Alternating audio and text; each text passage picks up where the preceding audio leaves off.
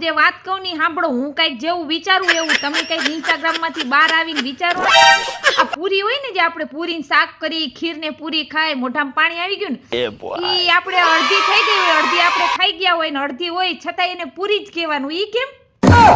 વિચારવા જેવી વાત છે ને. તો વિચારો ને, કાંઈક અડધી પૂરી હોય ને તો આપણે એને કેવું જ પડે કે પૂરી છે એમ, કારણ કે એ સ્ત્રીલિંગમાં આવે છે.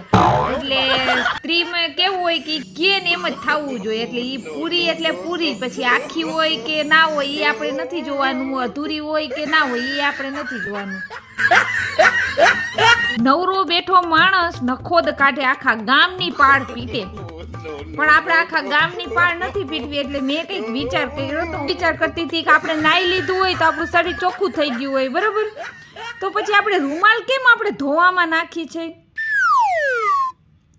ને વિચારવા જેવી વાત.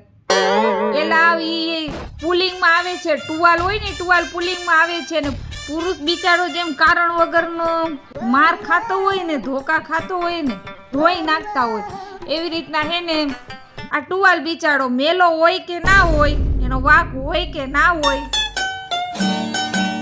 ધોઈ નાખે બિચારો.